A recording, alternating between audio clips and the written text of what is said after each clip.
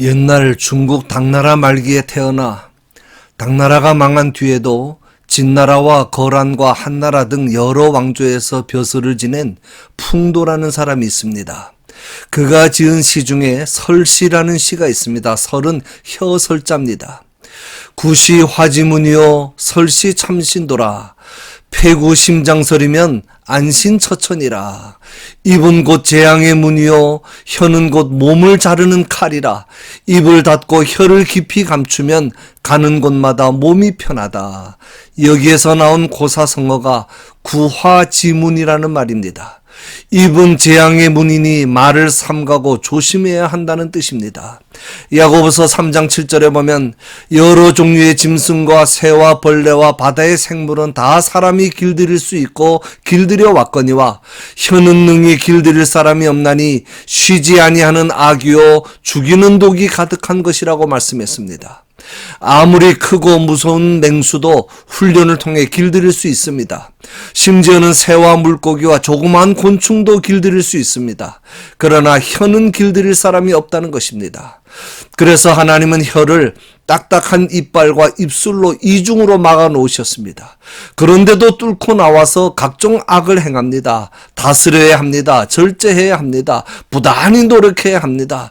우리의 입술이 값지고 아름답고 지혜로운 입술이 되게 해야 합니다. 그리하므로 우리의 입술이 사람을 죽이는 입술이 아니라 살리는 입술이 되고 상처를 주는 입술이 아니라 치유하는 입술이 되고 낙심시키고 절망을 주는 입술이 아니라 용기와 희망을 주는 입술이 되고 하나님의 영광을 가리는 입술이 아니라 하나님의 영광을 만방에 드러내는 복된 입술이 되어야 합니다. 말조심은 아무리 강조해도 지나치지 않습니다. 그래서 잠언에서 자주 반복됩니다만 반복되는 말씀은 생략하고 말씀드리도록 하겠습니다.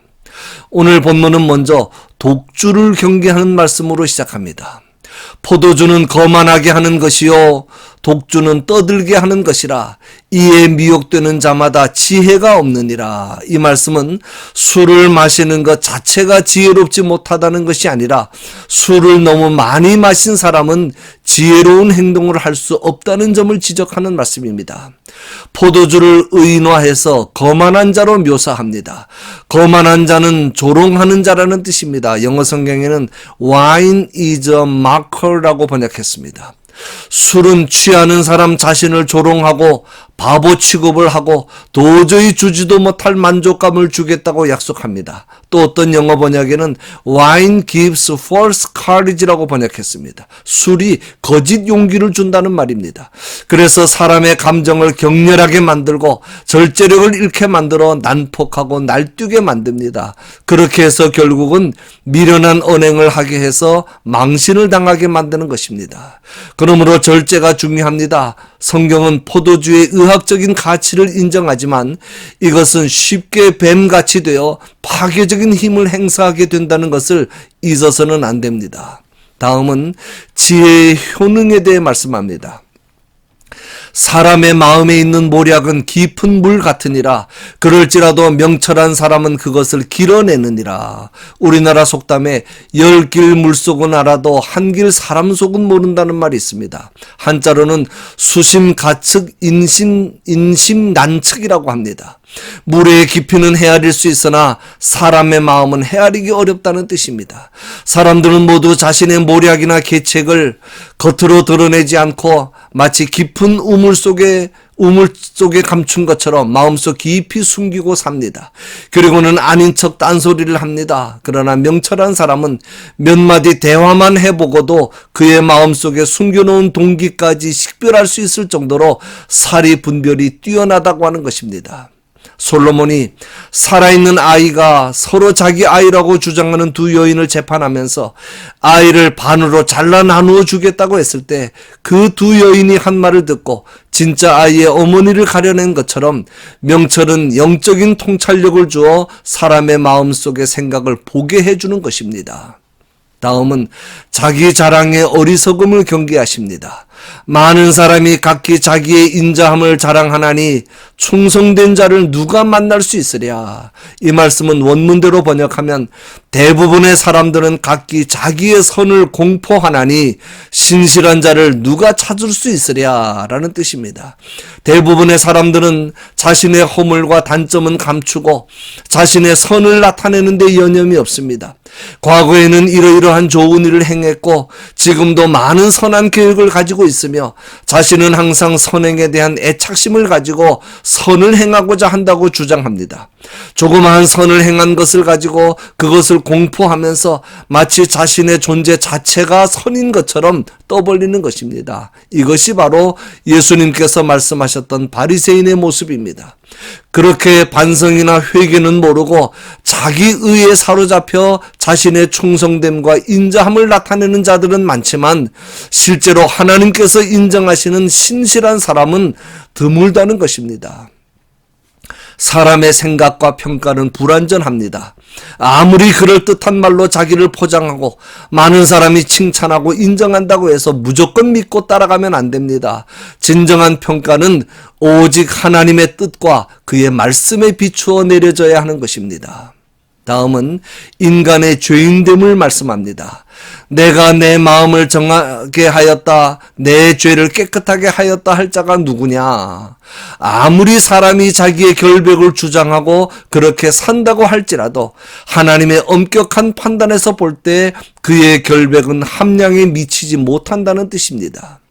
욥기 15장 14절에 보면 자신의 무죄를 주장하는 욥에게 친구 엘리바스가 반박하기를 사람이 어찌 깨끗하겠느냐, 여인에게서 난 자가 어찌 의롭겠느냐라고 말합니다. 자신의 깨끗함과 무죄를 주장하는 것 자체가 하나님 앞에서 큰 죄가 되는 것입니다. 요한일서 1장 8절에 만일 우리가 죄가 없다고 말하면 스스로 속이고 또 진리가 우리 속에 있지 아니할 것이요 라고 말씀했습니다. 진리는 예수님입니다. 죄 없다고 말하는 자는 예수님을 소유하지 못한 자라고 하는 말씀입니다. 그러므로 우리는 늘 진실하고 겸손해야 합니다. 다음은 듣는 귀와 보는 눈을 가질 것을 권면하십니다. 듣는 귀와 보는 눈은 다 여호와께서 지으신 것이니라. 여기에서 말씀하는 귀와 눈은 육신의 귀와 눈이 아니고 영적인 귀와 눈을 가리킵니다. 영적으로 열려있는 귀와 눈을 말합니다. 지금도 믿는다는 사람들 중에도 육신의 귀와 눈은 밝게 열려 있어서 육신적이고 세상적인 일에 대해서는 잘 듣고 잘 보지만 영적으로는 닫혀 있는 사람들이 많습니다. 예수님 당시에도 그랬습니다. 예수님께서 바리새인들에게 너희들이 본다고 하니 소경이로다, 귀 있는 자는 들을지어다 라고 말씀하셨습니다. 육신의 귀와 눈은 밝아서 예수님의 말씀을 잘 들었고 예수님께서 행하시는 일들을 잘 보았습니다. 그러나 그들은 육적인 귀와 눈으로만 듣고 보았기 때문에 수많은 예수님의 말씀을 듣고 기적 행하시는 것을 보면서도 그저 비판거리만 찾아낸 것입니다. 영적인 깨달음은 전혀 없었습니다. 영적인 귀와 눈이 닫혀 있었기 때문입니다. 듣는 귀와 보는 눈은 사람의 노력으로 가질 수 있는 것이 아닙니다. 다 여호와께서 지으신 것이라고 했습니다. 하나님께서 주권적으로 주시고자 하는 자에게만 주신다고 하는 것입니다. 그래서 예수님은 마태복음 13장에서 구약의 이사야서의 말씀을 인용해서 너희가 듣기는 들어도 깨닫지 못할 것이요 보기는 보아도 알지 못하리라. 이 백성들의 마음이 완악하여져서 그 귀는 듣기에 둔하고 눈은 감았으니 이는 눈으로 보고 귀로 듣고 마음으로 깨달아 돌이켜 내게 고침을 받을까 두려워함이라고 말씀했습니다. 그리고는 너희 눈은 봄으로 너희 귀는 들음으로 복이 있도다 라고 말씀하셨습니다. 마음이 완악한 자들은 아무리 듣고 보아도 깨닫지 못할 것인데 이 모든 것이 하나님께서 그렇게 하시는 일이라는 말씀입니다. 다시 말하면 하나님께서 사랑하시고 복 주시는 자들에게만 보는 눈과 듣는 귀를 주신다고 하는 말씀입니다. 그러므로 오늘 우리가 하나님의 말씀을 통하여 하나님의 음성을 들을 수 있고 하나님의 능력의 역사를 볼 수 있다는 것이 얼마나 감사한 일인지 모릅니다. 세상에서 제일 큰 복이 하나님의 말씀이 깨달아지는 복입니다. 이것은 아무에게나 주신 축복이 아닙니다. 감사하시기 바랍니다. 그리고 우리는 이 귀와 눈으로 하나님을 영화롭게 하는 데 사용해야 합니다. 다음은 인간의 이중적 심리를 묘사하는 말씀입니다. 물건을 사는 자가 좋지 못하다 하다가 돌아간 후에는 자랑하느니라. 물건을 사는 사람은 보통 물건을 살 때는 절대로 그 물건이 좋다고 하지 않습니다. 별로 필요 없는 물건인 것처럼, 관심 없는 것처럼, 또는 마음에 들지 않는 것처럼 가볍게 행동합니다. 또는 계속해서 흠을 찾아 나쁘다고 하면서 안 살 것처럼 합니다. 물건 값을 깎기 위해서입니다. 그러다가 일단 사고 나면 좋은 물건을 싸게 샀다고 자랑하고 다닌다는 것입니다. 그러다가 혹시라도 누구로부터 나쁜 물건을 잘못 샀다라는 말을 들으면 모욕을 당한 것처럼 자존심 상해합니다. 지가 뭘 안다고 하면서 기분 나빠합니다. 이것이 보통 사람들의 심리입니다. 그러나 우리 그리스도인들은 그렇게 이중적인 태도를 가지면 안 됩니다. 좋은 것을 나쁘다고 해도 안 되고 나쁜 것을 좋다고 해도 안 됩니다. 내 유익과 욕심을 채우기 위해 위선의 가면을 쓰고 두 가지 말을 하면 안 됩니다. 아무리 큰 이익이 생긴다 해도 사술이나 거짓말을 해서는 안 된다는 것입니다. 다음은 가장 귀한 보배에 대해 말씀합니다. 세상에 금도 있고 진주도 많거니와 지혜로운 입술이 더욱 귀한 보배니라. 지혜로운 입술은 하나님의 선한 지혜와 지식의 언변으로 하나님께는 영광을 돌리고 사람들에게는 선한 영향력을 끼치는 입술을 가리킵니다. 그런 입술은 세상의 그 어떤 보화보다도 희귀하고 값진 것이라고 하는 말씀입니다. 이 말씀에는 두 가지의 뜻이 있습니다. 첫째는 지혜로운 입술을 가진다고 하는 것이 그만큼 어렵다는 뜻입니다. 금이나 진주 같은 보화가 왜 비쌉니까? 희귀하기 때문입니다. 그런데 지혜로운 입술은 그보다 더 희귀하기 때문에 더 귀하고 더 값지다고 하는 것입니다. 보화를 가지기도 힘든 일이지만 지혜로운 입술을 가지기는 더더욱 힘든 일이니 많은 훈련과 노력을 해야 한다는 말씀입니다. 두 번째는 지혜로운 입술이야말로 그 어떤 보화보다 사람을 부유하고 아름답게 장식해주는 보화라고 하는 것입니다.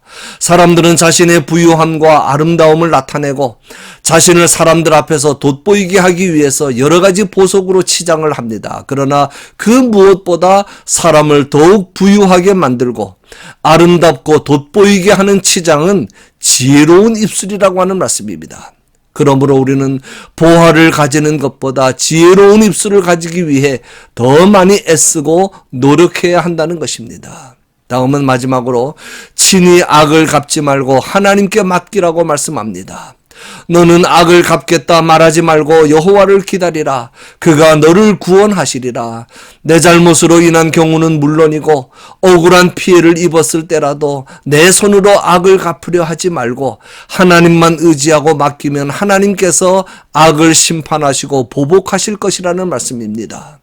내가 악을 갚겠다는 말조차 하지 말아야 합니다. 그렇게 말한다는 것은 내 마음속에 원한을 품고 있다는 뜻입니다. 그래서 악인의 행위에 대한 응징을 하나님께 맡기는 것이 그들에 대한 원한에서 나를 구원하는 일이 되는 것입니다. 결론입니다. 보복과 관련해서 세상에는 네 종류의 사람이 있습니다. 첫째, 악을 악으로 갚는 사람. 둘째, 선을 선으로 갚는 사람. 셋째, 선을 악으로 갚는 사람. 넷째, 악을 선으로 갚는 사람입니다. 그리스도인은 마땅히 네 번째, 악을 선으로 갚는 사람이 되어야 합니다. 로마서 12장에 보면 아무에게도 악을 악으로 갚지 말고 모든 사람 앞에서 선한 일을 도모하라. 내 사랑하는 자들아 너희가 친히 원수를 갚지 말고 하나님의 진노하심에 맡기라. 기록되었으되 원수 갚는 것이 내게 있으니 내가 갚으리라고 주께서 말씀하시니라. 악에게 지지 말고 선으로 악을 이기라. 잊지 마십시오. 악을 이길 수 있는 것은 선밖에 없습니다.